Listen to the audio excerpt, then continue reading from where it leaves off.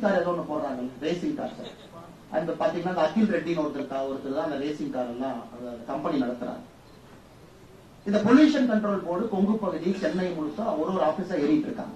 என்ன சொல்றாங்க, அகில் ரெட்டி நடத்தக்கூடிய அந்த ரேசிங் கார் அந்த கம்பெனிக்கு பெரிய ஆளா இருந்தா ஒரு ரூபா கப்பம் கட்டணும், குறைந்தபட்சம் 25,000 பணம் கொடுக்கணும். பேன் கார்டை கொடுத்து பணம் கட்டின 10 பேர் நம்மகிட்ட சொல்லியிருக்காங்க, நான் பணம் கட்டிட்டேன், இதான் நான் கட்டின ரெசீதி, அக்கௌண்ட் டிரான்ஸ்பர் பண்ணிருக்கேன், இந்த பேன் கார்டுக்கு எனக்கும் இந்த கம்பெனிக்கு சம்பந்தமே இல்லை, இது இந்த ரேசிங் ப்ரொமோஷன் ஒரு கம்பெனி, எங்கிட்ட எல்லாத்தையும் பொல்யூஷன் கண்ட்ரோல் போர்டு மிரட்டி பணம் வாங்குறாங்க, கரூர் உட்பட, கோயம்புத்தூர் உட்பட, ஈரோடு உட்பட, கொசுவலை கம்பெனி, இல்லாட்டி நான் உள்ள வந்து கை வச்சிடும். இப்படித்தான் இதான் நீங்க நடத்துற F3 ரேஸ் லட்சணமா?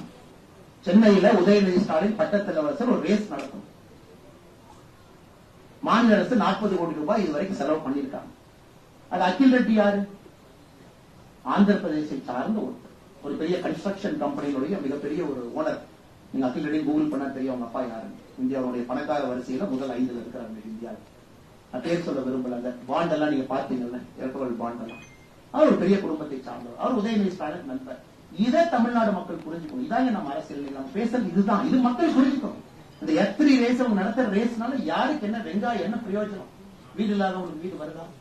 நீ எல்லாத்தையும் எல்லா வீட்லயும் தண்ணி கொடுத்துட்டீங்களா? சென்னையில உள்ள ஸ்லம் இருக்கு, வீடு கட்டி கொடுத்துட்டியா? நீ இல்ல மத்திய அரசுடைய திட்டத்தை எல்லாம் வீட்டுக்கு எடுத்துட்டு போய் கொடுத்துக்கலாம்.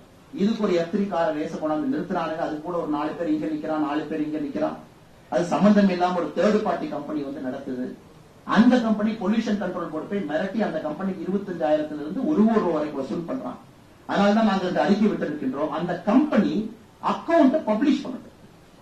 கடந்த 6 மாத காலமாக அந்த கம்பெனி உதயநிதி ஸ்டாலின் நேர்மைன்னு சொன்னா, திராவிட முன்னேற்ற கழகம் நேர்மைன்னு சொன்னா, அந்த ரேசிங் ப்ரொமோஷன் கம்பெனி நாங்க இதோட பேன் கார்டு நம்பரோட கொடுத்திருக்கோம்.